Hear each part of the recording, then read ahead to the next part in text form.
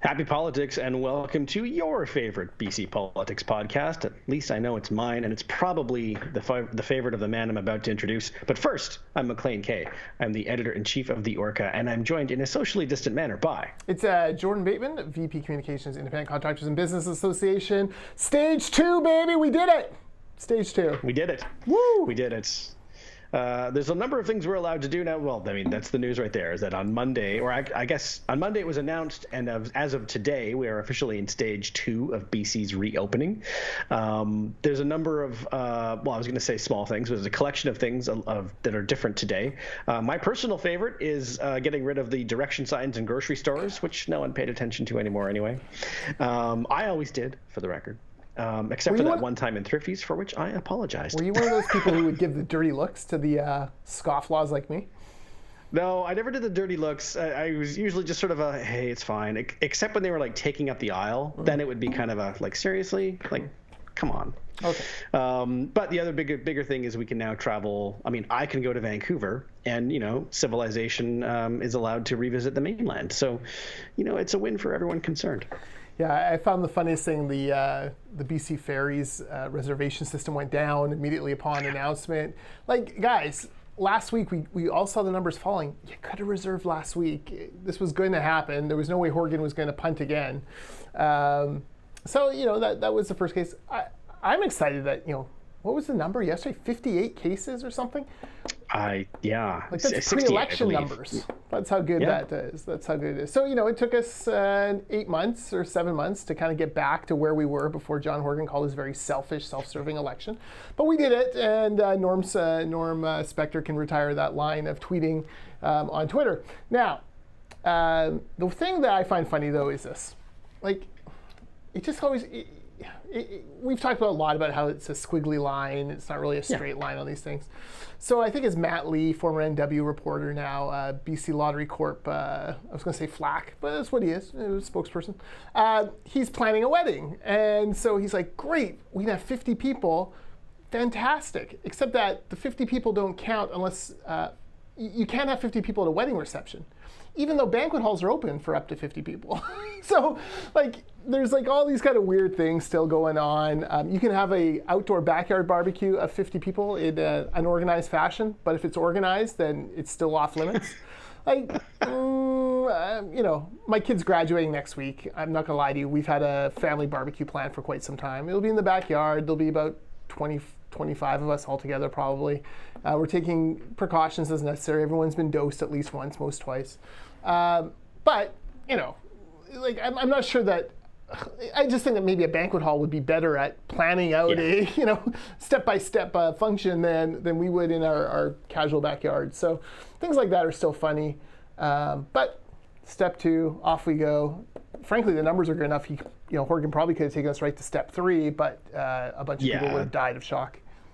Yeah, I think the pushback from that would have been. Plus, I mean, if you skip step 2 and go to step 3, and then there's even a minor relapse, the world ends. And so, it's great that the numbers would theoretically have justified the step to stage 3. A step to stage 3 that is difficult to say live on a live to tape show. So I won't do it again. But the numbers are good is a very awkward way of saying that. Man, did I flub that. That's right. The funny thing is, a lot of, for the past week or so, as the numbers have plunged, I think a lot of people have loosened up anyways. Baseball games, kids' baseball games, we weren't supposed to have parents there watching. I can tell you that, the park was full of people just wandering by, happening to watch people they were related to on a baseball diamond. It was loosening up anyways. Everyone was distanced, everyone was being safe. Yeah. Parks are huge, baseball parks especially. So now they're allowed to have up to 50 visitors, so we don't even have to pretend that, oh no, that's not grandma, she's a scout for the national team. She's essential. We don't have to pretend that anymore. We can just overtly enjoy. Slightly related topic, and we're going to keep moving because we have so much to talk about this week. I believe for you, in fact I know because you sent me a note, this is week 8 for you, post AstraZeneca dose. And the question you asked, which is a good one, is shouldn't we be seeing more, celebratory tweets and Facebook posts saying, hey, I just got my invitation? You're right. We haven't seen as many of those. I know some of them are happening because, spoiler alert, I'm getting my second dose on Sunday. What? Yeah, you got dosed after me. What's that? But you got dosed after me. I know, but I got the text from, in my case, Save on Foods Pharmacy, with this link will expire in 24 hours, and you can now book your second dose. And I took the literal very first spot that was available in, they give you a 5 days of appointments, and I took, I'll take the very first one, and I did, and it's Sunday. Nice little Father's Day present to myself. I'm hoping there won't be a hangover. But I mean, to your point, I haven't posted or shared that anywhere actually until just now. So you're right. You would think we would see more of these posts, but it's hard for me to question what's going on there because I haven't shared it myself. Yeah, I mean, I saw Tom Fletcher posted that he just had his second dose of AstraZeneca. So I was like, look at Tom pretending to be Gen X like us. But so it is happening, but it's by no means the kind of grandiose celebration it was in round one. There's some weird things in Vancouver going on where they're having secret drop-in clinics where they aren't well advertised. You can go to, show them you've had proof of a dose somewhere else, and they'll give you your second dose of AstraZeneca as quick as 4 weeks. Then there's people like me who 8 weeks is Thursday. Still no contact from, the Walmart pharmacy. Maybe it's because I went to Walmart instead of Save on Foods. Who knows? But it leaves you up in the air at a time when we're still getting vaccinated in good numbers, but especially on the AstraZeneca side, I think there is a little bit more hesitancy than before. You probably just want to give us the option and get us going as quickly as we can before we talk ourselves out of it. I watched the Americans, right, and their first dose rate still roughly the same as Canada, maybe slightly behind Canada. Their second dose rate, they've dosed 20 times more than Canada has, but they seem to have really hit a plateau where they're not. Not a lot of people coming back for that second dose as the numbers plunge. And if you're here, you should be thinking to yourself, running the healthcare system, let's get as many people in as quickly as we can. Go, go, go, go, go. So when people like me are like, I want to take it, give me the window, let's go, let's get on with it. Yeah, no, and you're right. I mean, and I think we are rapidly approaching that point in Canada where the big issue is going to be, hesitancy and not supply. And we're already seeing some efforts to address that in places like Alberta, where they're having a lottery for $1 million if you sign up to get your $1 million. Right? Yeah. It's if it's going to get people signed up, that's great. I don't think there's a downside. Barely a down payment on a house here in Greater Vancouver. Yeah. But I mean, if I was on the fence and $1 million is going to get me vaccinated, I mean, Premier Horgan, if you're watching, I'm feeling a little iffy about Sunday. If you want to, Adrian Dix, I know you're a fan, and I am ready to be bribed to. Right. You can film my vaccination on Sunday, which I may not take unless I win the lottery. So to the poor government staffer who is transcribing this right now for a cabinet, please highlight that section because Maclean and I would gladly take $1 million for our shot. In fact, I dare say we'd sell for $1,000. Yeah, you're right. I mean, I'm a reasonable man. I would consider 1,000 as an opening offer, and we'll go from there. Okay, perfect. This is the last week of session until, I'm not even sure when, sometime in the fall, I assume, after a very long session, and there's lots to talk about in the legislature this week. I mean, we could start any number of places. Let's talk about first the issue that we have talked about a few times, but it isn't going anywhere. In fact, it's getting worse, and that is the cruise ships. Where do you even begin with this? It hasn't gotten any better from BC's point of view, and in fact, now there is a bill in front of the Senate in the U.S. Which would make the changes allowing cruise ships to avoid BC permanent. There is no realistic chance, how do I put this? Boy, I'm flubbing a lot this week. It's not realistic to expect that it'll just disappear. It has every shot of becoming law, as even Premier Horgan pointed out this week in question period. From their point of view, it is an old law, and it does redirect money to Canada. So, why not? An astonishing thing for the Premier to say, but probably accurate. What's your take on how this has evolved? Well, I mean, we've talked about the issue many times, but let's talk about the politics of it again. Yeah. In question period, we saw the return of Hulk Hogan, no more Premier Dad. He was back, Premier Us versus Them. Horgan has been completely tone deaf and his government inept on this file. There's no way to demonstrate anything other than that. They didn't listen to Robertson or whoever. Is it Robertson? Ian Robertson, who heads the... Ian Robertson, yeah. Yeah, kudos to Ian Robertson for trying to stand up for Victoria tourism. Didn't give him the time of day. Didn't give Lisa Murkowski when she sent a letter down from Alaska saying, hey, we should talk about this. Didn't give her the time of day. And now is scrambling to try to put the genie back in a bottle that I think it's probably cracked open now. I don't see why the Americans wouldn't pass this. It's a dumb law. It only helps Canada. That's generally not the business that the Americans are in, judging on these things. But Horgan is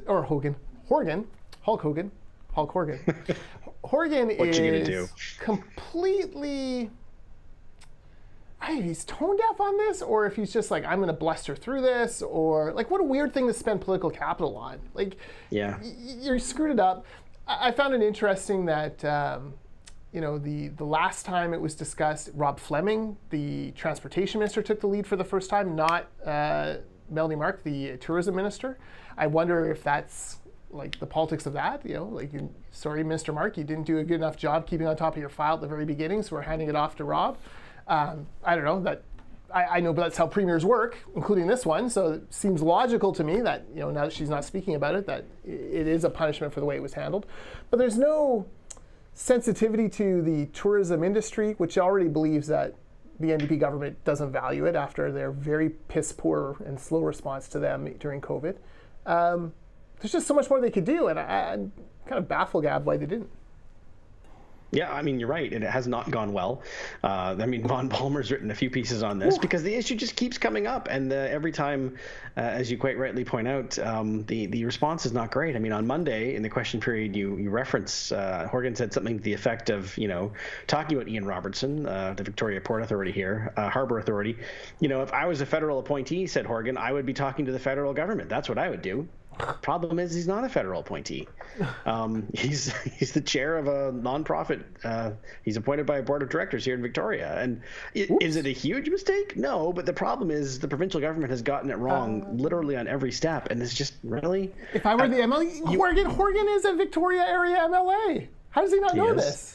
Why? Because he got caught up in the bluster, I think. I mean, they have clearly sort of pivoted into turning it into a partisan issue where, the opposition are jerks for bringing it up and they're rooting for failure and it's not a big deal. And because the problem is, admitting that they've botched it is much worse. And so, but the sad fact is, they didn't know the issue was coming. They dismissed it. They said it was a blip. And, we are where we are. It's a sad state of affairs. I've been thoroughly entertained by the Palmer-Shaw one-upsmanship in writing on the cruise thing. They seem to take turns, and it gets worse and worse for the Premier every time I read it. So kudos to them for staying on it. Kudos to the BC Liberals. Look, they were on this file from the beginning. They tried their best as opposition to be like, hey, this is important to a bunch of folks in British Columbia. We should get on it. They were ignored. In fact, they were ridiculed. Melanie Mark was arrogant in her confidence. Her words, not mine.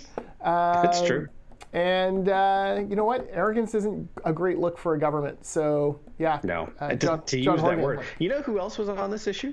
Our very own contributor, Rosalind Coonan, whom I believe you know. She wrote a piece in, I think it was early April, before this was on any headlines, where she had been paying attention to this issue develop in the United States. And she wrote a piece in the Orca saying, guys, I know no one cares about cruise ships right now, but this is a problem, and it has the potential to be a really big problem. And it is well worth reading because she turned out to be exactly right. I mean, part economist, part prophet. Yes. Rosalind Prophet with a PH. She's a legend, fantastic writer. So, sometimes you can skip Maclean's pieces. Definitely skip mine, but never skip any of Rosalind's.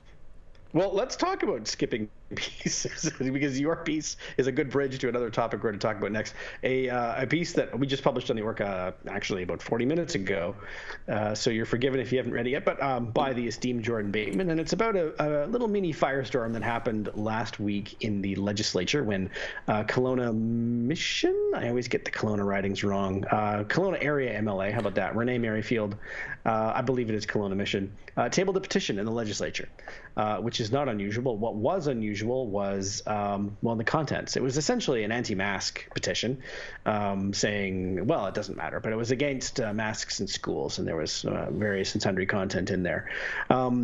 After the fact, Renee Merrifield tweeted, and I say Renee because I don't want Katie to get mad at me, that she disagreed with the petition, but she felt it was her role as MLA to introduce it because, it was signed by a substantial number of people, and it was better to air those concerns out in public. My stance, and yours as well, I think, having read your piece, is that she really should have prefaced it at the time when introducing it. She didn't, did after the fact, but it has sort of triggered an interesting debate over the role of an MLA, and it's an issue that you explore actually in a really interesting way in your piece. Yeah, well, I was a little taken aback by, look, NDP partisans are going to NDP partisan, so I expect the NDP to attack Renee Merrifield, not just for submitting a petition, but for breathing, eating, sleeping, going to work. That's their job. The NDP are all over her. I take that. But some of the reporters and pundits out there that were kind of jumping all over Renee for presenting this petition, I found very interesting because reporters generally present both sides of a story, even the side they don't agree with in their heart of hearts. They'll generally still try to get both sides of the story. So you'd think there'd be a little bit more understanding of fairness. All that to say, look, in elected life, there are no job descriptions when you get sworn into office. I was a township councillor. Yes, there was a briefing binder of all the great things the township does and my statutory responsibilities, but there was no real job description like, Jordan, you need to go to Arbor Day and this day and that. There was nothing like that. There's nothing like that for MLAs. Sure, they get guides from the party on, how to fundraise and how to send emails, but they don't get a manual like, here are your responsibilities and here's how you should act. Yeah. So the great thing about that is, the bad thing about that is, it's very easy just to kind of disappear as an MLA, and do bare minimum. The great thing is you see other MLAs who kind of make the role their own. The David Eby's, if you want federal, the Michelle Rempel-Garners and Pierre Poilievre's of the world, they make the job their own and they put their own stamp on it. Some specialize in issues. When I was growing up in Langley in the 90s, we had an MP named Randy White. He was the criminal justice guy. Tough sentencing guy. That was his niche. He did tons of research on that. Frankly, I think it's the niche that Darryl Pleck has always wanted to carve out before he, stabbed Christy Clark in the back and the front and his way out the door. But you have this ability to kind of define the role as your own.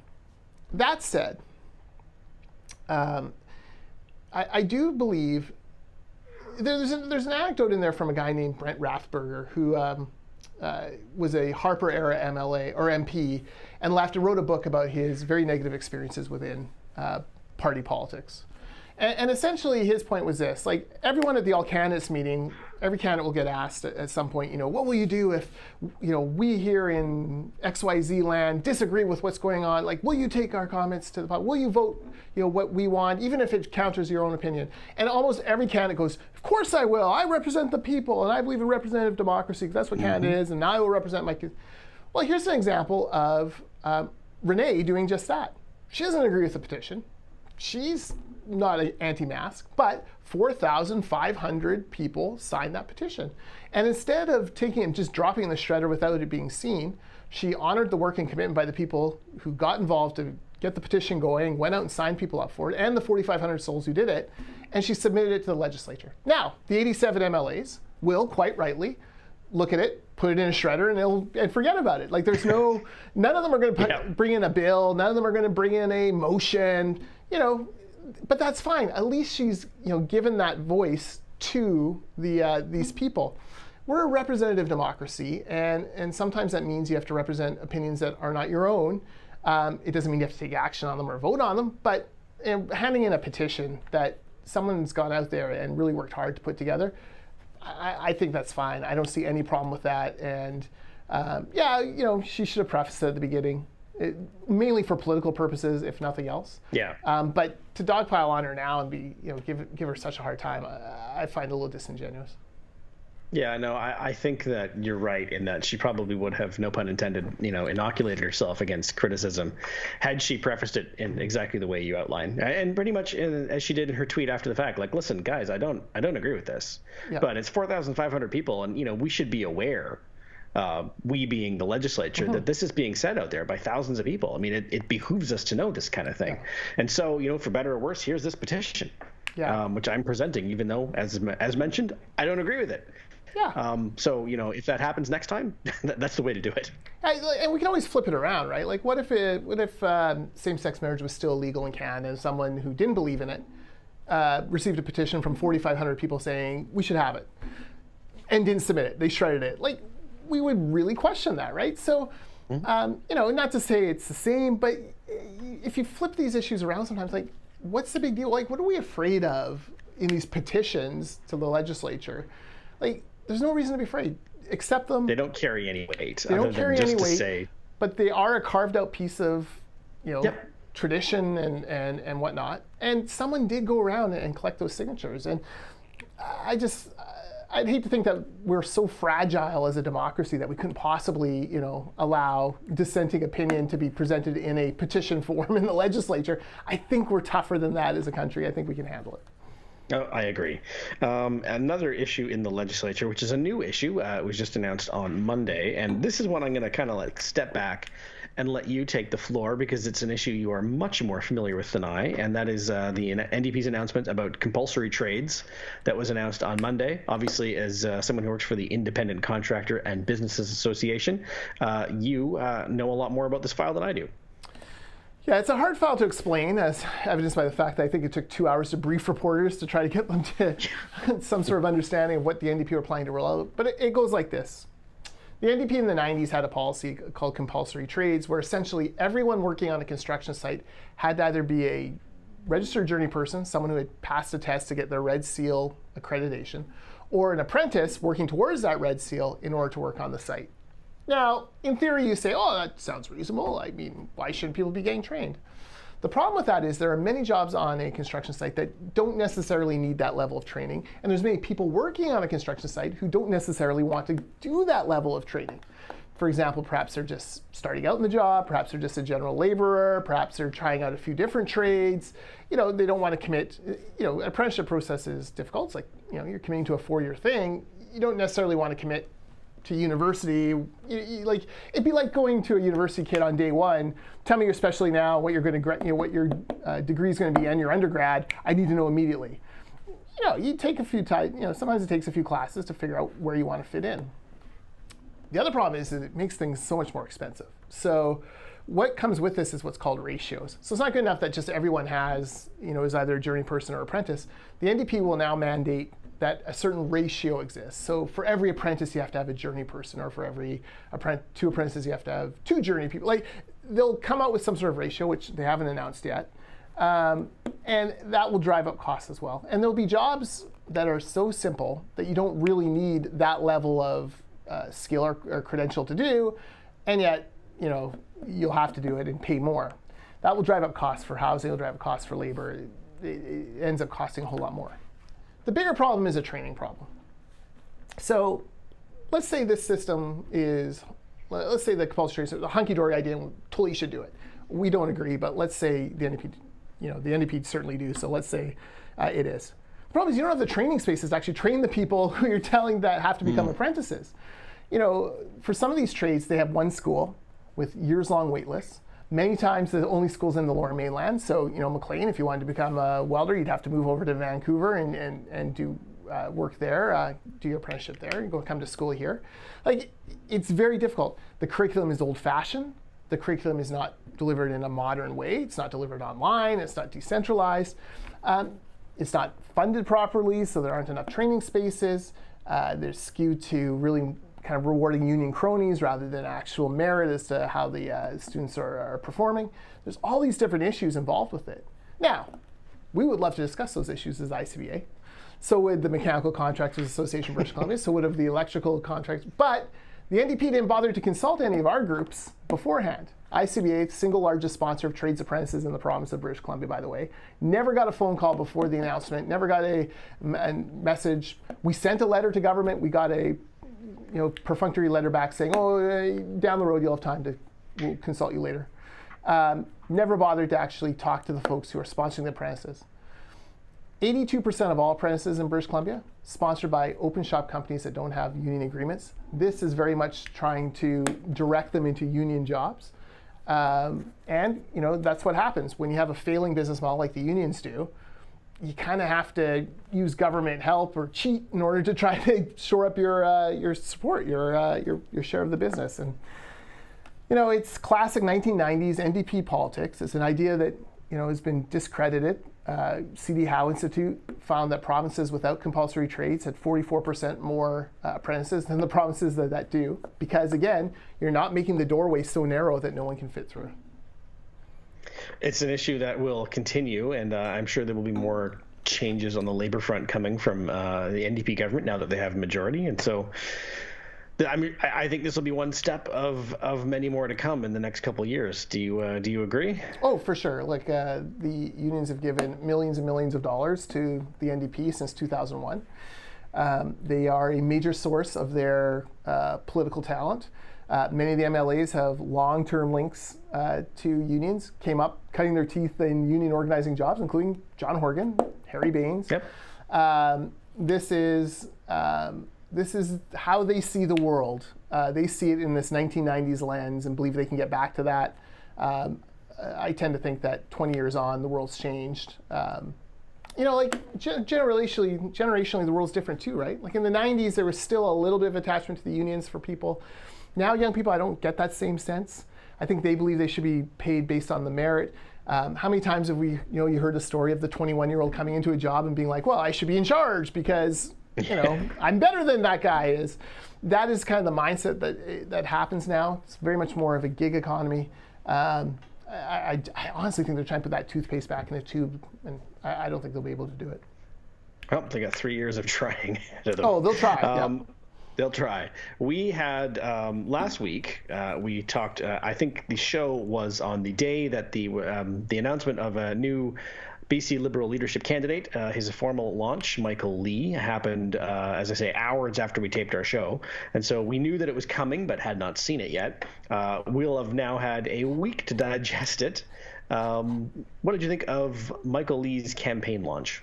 Okay, I kind of liked it. So, look, in Zoom launches, it's hard to differentiate yourself from everyone else. Kevin Falk had a very slick 2 testimonials, had a very slick video package of he and his family, and then basically read a speech looking toward camera. Michael Lee went a different way. Michael Lee went for a very long Indigenous piece at the beginning, which very poignant given the fact, given the Kamloops residential school issue was still front and center, and still is, but was very much front and center in the dialogue that day. So very sensitive to that. And then it was him at a kitchen table being interviewed, and spliced in were little videos here and there. And I thought it worked well. It wasn't flashy, it wasn't bombastic. It was the Michael Lee that many of us like, Michael Lee is a smart guy who, is at his best in those kind of informal one-on-one situations like that. I've had I went on a cruise once with Michael Lee. No, it was around Vancouver Harbor, and we were looking at Trans Mountain oil spill response stuff. But they fed us while we were there, and he and I had a lovely chat sitting at the table next to each other, and it was great. So he's good in that situation. I didn't mind it. Some people say it was long, Katie Merrifield. I have a longer attention span, so I was willing to dig through it. And look, I just don't think that the launch is not terribly important as far as the end results is, except that can be disqualifying. If you have a terrible launch, that can really hurt you. If you just have an average or above average one, that it's a good sign. I liked it. We've seen 3 candidates launch now in 3 very different ways. Gavin, Kevin, and Michael, each with their own strengths and each with their own, I think, pretty good success. Yeah, I mean, and first of all, brave, taking shots at Katie Merrifield. The next cruise Michael Lee takes in the harbor might be looking for your floating corpse.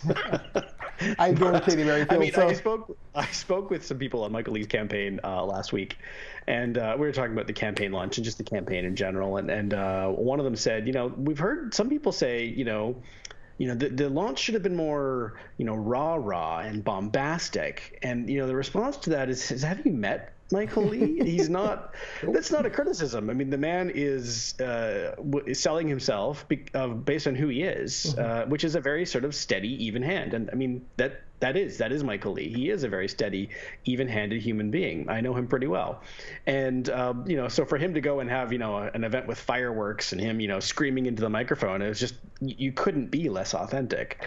And so it's best to introduce Michael Lee as he is to the people who would be selecting him as the leader of the party, I think. Yeah, I think you're right. In personality, I would compare him to Adrian Dix.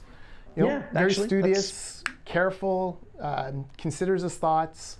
I think gets a little exasperated at the political gamesmanship that goes on sometimes. Yeah, you can see the legal training in Michael Lee.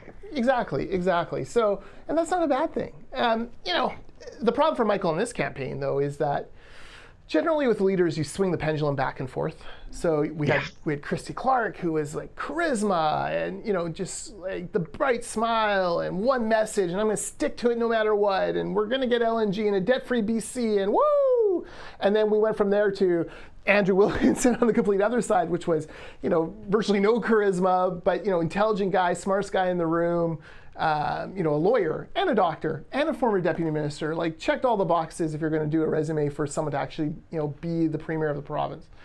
I do worry that, for some people, because of personality, they'll think Michael Lee is more on that side.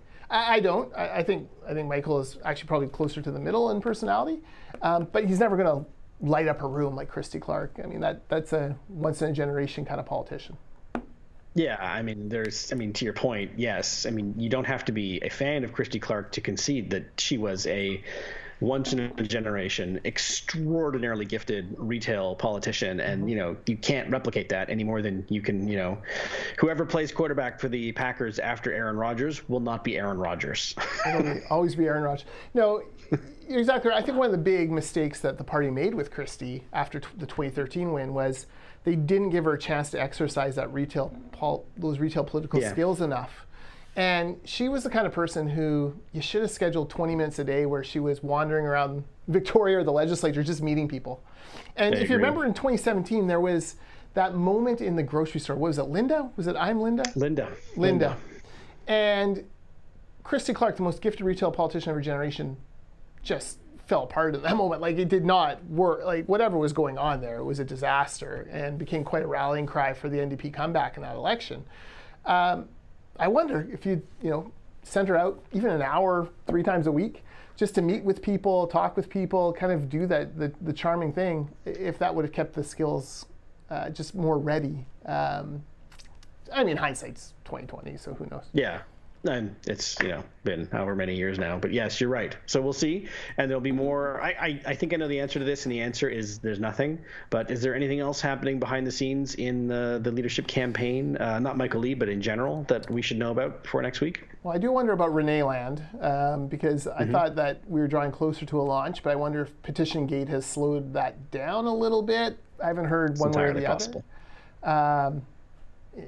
If I'm Renee, I guess you kind of want the splash maybe before everyone breaks for summer, but at the same time, this is going to be such a weird summer, and like I do think she will be good in the barbecue circuit, such as it is in the summer. So maybe I maybe launch formally just so you can do that. I don't know. Other than that, not much going on. I mean, at this point, it's June 15th. So if you don't launch in the next couple weeks, you are, as you say, probably foregoing at least a week or so of what will be a crucial summer barbecue circuit. And if you're listening to this, there are people who hear barbecue circuit and they instantly dismiss it. It's not just backyard barbecues, although those are important as well. This is crucial sort of coast to coast or north to south, east to west campaigning in people's backyards, but also in church basements and flea markets and all that stuff that is always crucial, but it's even more crucial after a pandemic and a leadership campaign. And so we call it the barbecue circuit, but it's not just that, and it's not to be dismissed. It is crucial for what these people want to do, which is lead a major political party. Yeah, there's festivals, there's fairs. They'll be on smaller scale this year, but they'll be happening, and people are going to be hungry to go out. There's a chance to you're out of the ledge, so there's a chance to travel the province and see firsthand the economic damage that COVID has caused. That's going to be important for these candidates. There's constituency association meetings. I mean, I'm the head of the Langley East constituency. I'm thinking to myself, okay, want to have a couple barbecues with whoever wants to come from the constituency, up to 50 people until after the first, and then having candidates come in and meet them and talk to them. So yeah, you can meet a lot of people fairly quickly if you plan your summer correctly. With that, we should also resume our now standard feature in which we look to the camera and tell Jillian Stead it's safe from this point forward. There's nothing more that will interest her. So, goodbye, Jillian. It's always a pleasure, and we'll see you next week. And with that, I feel like Rob, after when we do the show Political Capital and we do the TV taping, and then immediately goes into the podcast because the podcast is longer. But he has he does the wrap up. And we all just sort of sit there for 5 seconds, then he just starts talking again, and that's how the podcast works. We have our own version of that now. We have Jillian Stead to thank you. Now, this time we're not just going to randomly talk about sports. This is actually, legitimate news and legitimate pandemic news, and that is that the CFL, the Canadian Football League, announced that it will resume play this year on August the 5th for a 14-game schedule. Now, the schedule itself has been laid out, but in terms of the various provinces and the teams managing, capacity, their plans for keeping everyone safe, that is still being worked on as we speak. And I know because I called 2 teams today. And so they're not in a position to yet sell tickets because they don't know what their capacities will be. And they expect to have the answers very, very, very soon, but not yet. And I know this because I tried to buy tickets at 2 different stadiums. So yes, this is great news. And it means that, first of all, the CFL will hopefully survive, but also we have football to look forward to. And that's just... it's less than 2 months from now. Yeah. My understanding as of today is churches can have up to 10% of their capacity or 50 people, whatever is more. So if you apply the 10% rule to the BC Lions, I mean, fortunately for them, BC Place is a 52,000 seat stadium. So 5,200 people. You'd think that's going to go up as we move past July 1st. It's exciting. Look, and BC Place can be an outdoor facility too, right? Yes, exactly. So it might be more. I don't know. And I mean, these are the questions that each team has to figure out. Yeah, exactly. So it is exciting. I'm happy for the players. CFL players, 99% of them don't make a whole lot of money. Many of them barely make a living wage. They're good people who have sacrificed a lot, and they have very narrow periods of time in their life where they can play this sport and make this money and build for the future. So I'm happy for them that looks like the league survived and we're gonna have a season. It's a weird season. Like I don't think the Lions host Calgary this year. They do. They do. They do. There's one of the first things host. I look for every year. Oh, they don't host the Elks. Pardon me? They don't host Edmonton, I think. Oh, really? Okay. Mm-hmm. Well, fair enough. Well, I am personally relieved that the Lions will be hosting Calgary because I'll be going to that game. One quick aside, which I hadn't thought of, but it was so interesting. There's a player, his name is Jamar Wall. He's a very good defensive back for the Stampeders. He's an American. And the point he made is it's going to be very interesting to get back into camp because in Canada, and he knew that he was generalizing, but for the most part, the restrictions have been ongoing longer and they've been tighter, especially for things like that. And so he's actually a little worried about conditioning of his Canadian teammates and players across the league because they're going to be a little behind. They won't have been in team facilities. They won't have been in gyms. He's not accusing anybody of, getting fat and lazy. It's just when you're a top level athlete, not having access to team facilities and gyms is a handicap, and the American players, again, for the most part, have. And so it could be really interesting the first couple of weeks to see how teams manage getting especially their Canadian talent back into game shape. What position does he play? He's defensive back. Oh, there's going to be some Canadian receiver's just going to truck him. Where's Ray Elgard when we need him? Right. Elgard wouldn't stand for that. Happen. Yeah. Elgard would just run over him in the first game and teach that kid a lesson. He wasn't saying it in like a we're great and they're terrible kind of way. It was just kind of this is an interesting thing that we've been thinking about. Yeah, that is interesting. It's like those tournaments that were going on where people would have to isolate in their hotel room for 14 days. And, it created this whole thing like doing push-ups off the bed and all sorts of trying to find ways to stay in shape. Yeah, it's a good point. It's not one I had thought about. All right. Gyms reopen soon, or have reopened, so hopefully those guys can get in and get 5-6 weeks of good training in before training camp. But in the old days, they used to show up still smoking cigarettes. 6 weeks. Bullets will be live in 6 weeks. The training camps are open in like 3 weeks, so it's. I mean, there will be some players, American and Canadian, who will not be quite in game shape because it's been 2 years. Yep. So yeah, it'll be a fascinating year. But you know what? I don't care. I'm just so happy there's going to be football back. You have no idea. I would give anything for there to be football this Friday night that I could watch on Father's Day while nursing my AstraZeneca second dose hangover, and I'll have to settle for indoor football on YouTube until August. Yeah, I'm super jealous of the American cities in this NHL playoff. Like when you watch Las Vegas last night, like that was intense. They were just going crazy, and you're like, this is what we've missed. This is why I don't buy into this idea that people won't go back to movies and people won't go back to sporting events. Of course they will. Of course they will. It adds so much to the experience. I can't wait to take the kids to see Black Widow and Spider-Man at Christmas and all those good movies. Like, we can't wait. We're going to do it. So sports is back, baby. Let's get the CFL going.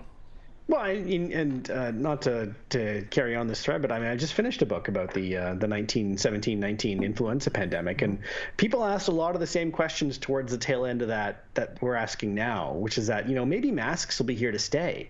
No, maybe people won't want to go to concerts and games and all that. I mean, we're never going to see 100,000 people watching boxing in Nevada again. Well, the 20s were the biggest era for things like baseball, and spectator sports really blossomed in the U.S. And so the point is that things went back to normal really fast because that's what people want. And I greatly suspect it'll be very similar here. Here. I can't wait. Yeah, me too. Until next week, he's Jordan Bateman. I'm Maclean K. Happy politics.